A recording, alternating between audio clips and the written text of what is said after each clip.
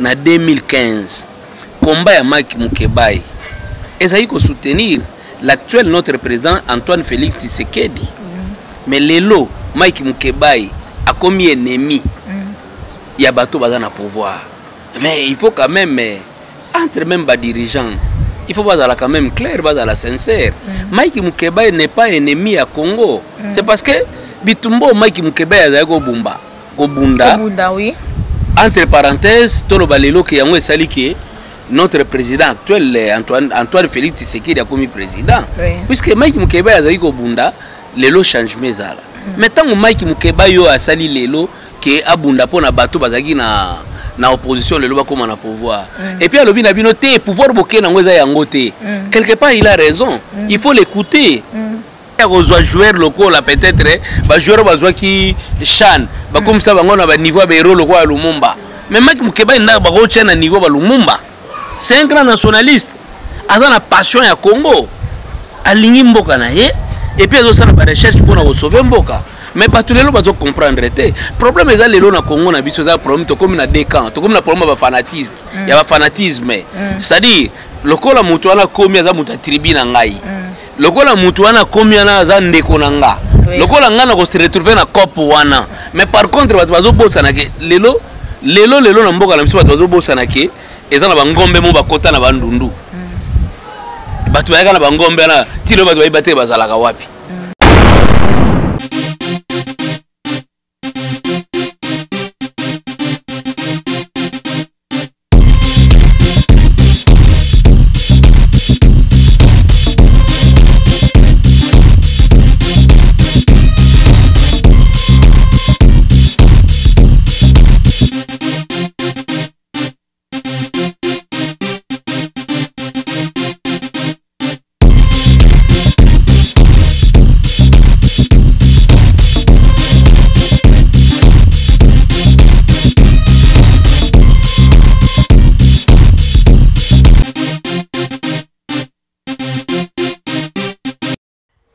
Merci Mingi Balandia émission News de Kin avec moi Betty Massengou 100% politique 100% sport parce que nakata News de Kin beaucoup soit ma solo etali politique beaucoup soit ma solo etali sport ya mboka na biso nakata émission News de Kin beaucoup soit ba sujet d'actualité mbote na bino nyonso Balandia Libanga télévision Libanga TV en tout cas vous s'abonner merci peu déjà na ba boza déjà ko s'abonner en tout cas ba ona no s'abonner te bokota rapidement na YouTube obetika ka Libanga TV au na place ba komi s'abonner na rouge ou cliquer kaka wana directement au s'abonner en tout cas matondo mingi na bino nyonso ba imboka de partout bozolanda émission et surtout ba déjà bozo komela biso na ba sujet toza ko débattre na émission na pesi bino ba merci ba matondo mingi na bino bisika bozali to pesi bino ba mbote mingi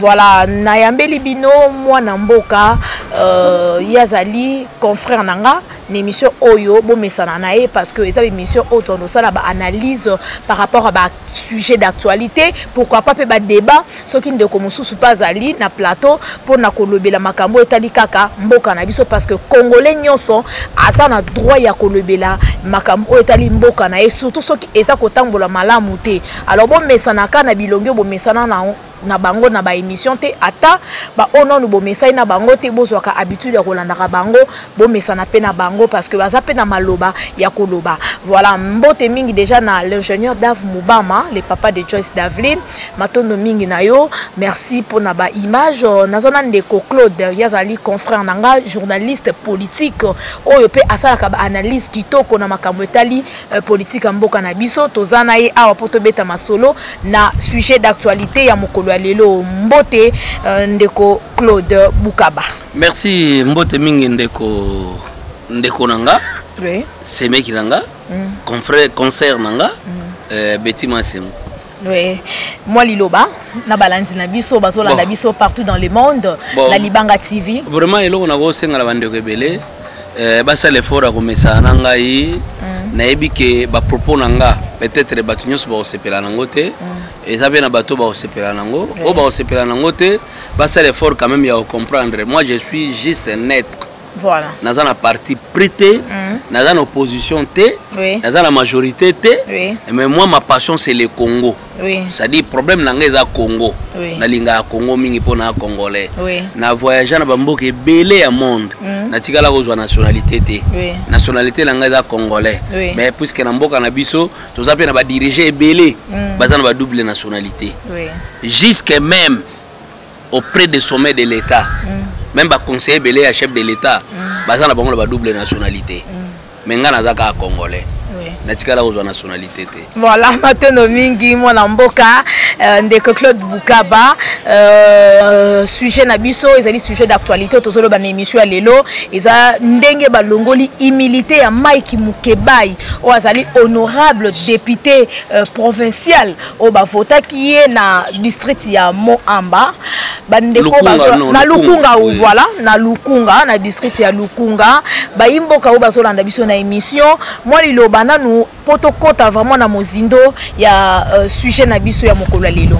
Bon, le vrai problème ya Congo nga personnellement na woza la claire. Ba congolais belé baza ba fanatique ba individu. Na ba tribu. Oui. Mais ba congolais bazo comprendre politique té. Problème ya Congo, Mike Mukebai azo comprendre rango. Et puis bate belé batu mukie bazo comprendre rango. Et belé ba congolais ba comprendre té. Mais soto zongi lelo na 2015 combat ya Mike Mukebai ezali ko soutenir l'actuel notre président Antoine Félix Tshisekedi.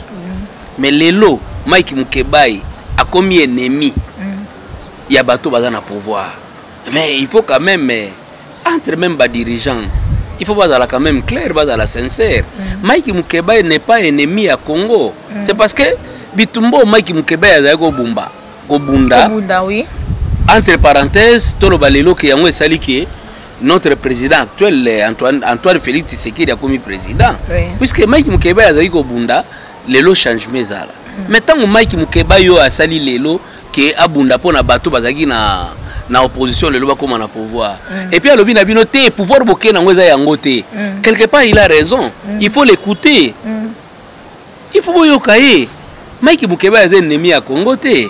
Moi je soutiens Mike Mukebai. Moi, tant que journaliste, je soutiens Mike Mukebai. Il a totalement raison. Lelo, soto zongi na réalité. Mike Mukebai a dénoncé Makamba 15 millions, Makamba Belé 15 millions et Bungagi na présidence, Baché Lelo Lobe Bungi. Mabilo que Belé a dénoncé. Peut-être, on peut les reprocher dans la coulisse par rapport à la diplomatie, mais par rapport à la réalité, Mike Mukebai a raison. Mais comment, c'est-à-dire, Mike Mukebai, tant que député national, Bolongoli, député provincial, Bolongoli militaire, n'a pas qu'il y ait la justice. Et comme il a programme, il y a 2 poids 2 mesures. Tout le monde n'a pas tango et les kaki, n'a pas législative ou tout les cas. Et ça, il y a un problème, mais Balongola bango militaire ou anaté. Mais pourquoi on a fait ça avec Mike Mukebai? Et puis d'abord, dans un pays sérieux, même procureur général de la République, il faut le voir comme Mike Mukebai, ce qui est vraiment sérieux dans le Congo. Mais monsieur, quel est ton problème? Ozobu lobanini, souci na wezanini. Oui. C'est ça le problème. Mais comment Mutoyo, Makambo azoloba, ce qui est trahir mboka. Mais procureur non, agoyo kaya avant que va condamner, va longola humilité. Mais ceux qui vont condamner Mike Mukebai lelo, bolongole humilité. Et que Mike Mukebai, au bazana ba on a humilité té, ba commis 40, ba commis 7000, ba commis 20 000. Ça crée maintenant un problème tel que moi aujourd'hui. Je suis Mike Mukebai. Je le soutiens. Mais au monité mon amboka Claude Bukaba peut-être et l'obelia Mike Mukebai au le gouvernement ça c'est plan na yango te po kala mingi te Mike Mukebai déjà ça qui na problème na pasteur Godem po yo zali président ya assemblée provinciale déjà ezala qui déjà mbutu bana koleka entre honorable Mike Mukebai na président Godem Poi.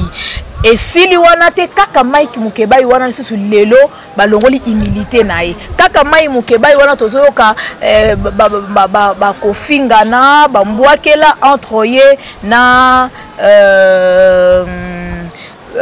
oza Durkab ya mokonzi excellence Vital Kamerhe Gabriel Moki appelle lisusu azosala ba vidéo pona koloba ke Mike Mukebai azo manquer bango respect. De toute façon Betty Masengo toza biso so ba parents oza parents ngape na parents omwe na kati ndako bon tozwa Kongo lokola ndako soki mwana moko azoloba pour pesa tambo yoka ye azoloba nini susi neza nini est-ce que bato wana so bazwi tango yoka Mike Mukebai bato lelo bazo condamner Mike Mukebai lelo kasi baka bato wana bazako loba malama Mike Mukebai lobby, il y a des vidéos nako publier yango bango dada ko soutenir ye lobby mais lelo muto azako loba te non nzela malamu yango yo wana eza mabe asali ke bino lebo ko mbakonzi mais boyo ka yepe lelo Mike Mukebai c'est un Kassaïen président Félix Tshisekedi c'est un Kassaïen.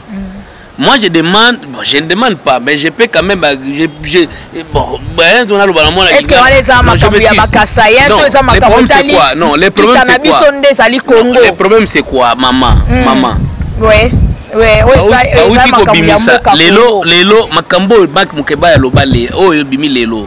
Mike Mukebai aloba en 2016 que serveur central ya communication en Congo ezalaka na Rwanda. Mais le long de boyoko yoka ngo lokola moi actualité mais Mike Mukebai aloba ngo c'est un journaliste d'investigation. Traité de traître, non,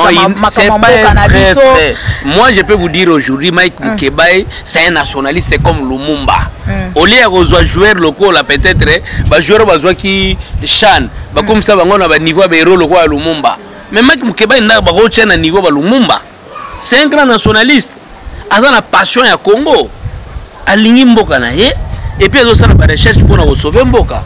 Mais pas tous les gens vont comprendre. Le problème est que les gens na Congo na biso za problème to comme na deux camps, to comme na problème ba fanatisme. Il y a ba fanatisme. C'est-à-dire lokola mutu wana komi za muta tribu na ngai. Lokola mutu wana komi na za ndeko na nga. Lokola nga na ko se retrouver na cop wana. Mais par contre bazo bossa na ke lelo na mboka na biso bazo bossa na ke eza na bangombe mo bakota na bandundu. Batu bayaka na bangombe na tilo batu bayibate bazalaka wapi. Et puis les gens qui battent que le Congo, aucun pays dans le monde, président à Longwi, na président à Koti, batikala jamais aux alabami. Pour président à Koti, il y a une opposition. Oh, il y a un pouvoir. Mais comment bakoy bami, bakoy bandegone, bolingwana ndeni. Ata mo se nombal balingana ka bongote. Il y a un problème au sein du pouvoir ya mboka na biso. So Mike azo dénoncer bazo mona mabe. Mais moi je demande aux Congolais, boz à la prudent. À la prudent, il faut sauver notre pays. Hein? Il faut sauver notre pays. Notre pays est un complot pour notre pays à niveau communauté internationale. Sarkozy était venu au Congo. Nous ne pouvons jamais accepter que le Congo se réjouisse seul avec ses richesses. Oui. Mais les Congolais, le député, les Congolais, pour moi, Mike Mukebai, c'est un héros. C'est un héros comme Lumumba, Laurent Désiré Kabila. Azan Moutou a fait l'effort. Il y a pas que Mike Mukebai c'est un parent. Azan a banana ye, Azan a monsi na ye, Azan a neve, cousin, Azan a semeki. Et si comme député provincial, ba futa ke mbongo. Mais Azan dit ma perdre rango pour na souci à Congo. C'est un héros Mike Mukebai. C'est un héros. C'est un héros Mike Mukebai. Et puis Mike Mukebai, je te dis sincèrement, moi je te soutiens à 100% Mike Mukebai. Merci beaucoup Matondo Mingi, Mwanamboka, Claude Boukaba, il y a le bipo nae, Mike Mukebai c'est un héros. On est allé point de vue nae, to ko en vouloir y était. Point de vue ba Congolais belé yanga mogote. Tokota na makambu o etali nanu lolenge ba sous-africain baza ko boma ba congolais baza ko torturer ba congolais na moni ba image moko na ba réseaux sociaux ba tindelinga na bande ko balanda ba émission na biso libana mboka. En tout cas j'avais de larmes aux yeux comment na lolenge bazo tumba ba congolais na ebité ataku tu kuanga to lipa na four ba tumba kango modèle wana te gouvernement na biso o eza en place eza koloba nini papa na biso mokonzi ya mboka Félix Tshisekedi Tshilombo aza koloba nini pona makambu oyo etali ba sous-africain. Bon Betty Masengo d'abord na ko kopesa yo information bien bande ko landa biso d'abord pour moi ba sud-africain tali binda ba congolais té eza problème entre ezaki problème o bandaki entre ba West africain na ba cop na bango ba drogue nde ba bomaki sud-africain ba bomaki wana ezalaki na ba ndenge mo ba exposaki nde omoni ba sud-africain ba venger contre ba étrangers ba Sud-Afrique. Oui. Mais le vrai problème est que c'est un grand problème de diplomatie. Le problème est problème de diplomatie. Au moni diplomatie na biso na Congo est vraiment na ses collègues. Son na lobino na ses collègues, c'est-à-dire bon d'abord c'est une information. Na yo ba nyonso bazana poto, bazana sona mukili ba yeba. Moni courant Congo, ba dirigeant ngo ba Sud-Africain. Courant na biso ya Congo ba Sud-Africain. Lelo nenga sabino lelo bakangi 26 pêcheurs congolais na lac Albert bazali ko pêcher bakote na mwanda bakebo ba Uganda bakangi bango ba pêcher le soutien na Uganda. C'est-à-dire Congo lelo sur le plan diplomatique Congo est comme na C. Congo est contrôlé na étrangers na Bangola, Sud-Afrique, ba Rwanda, ba Uganda. Congo lelo sur le plan diplomatique Congo est na C.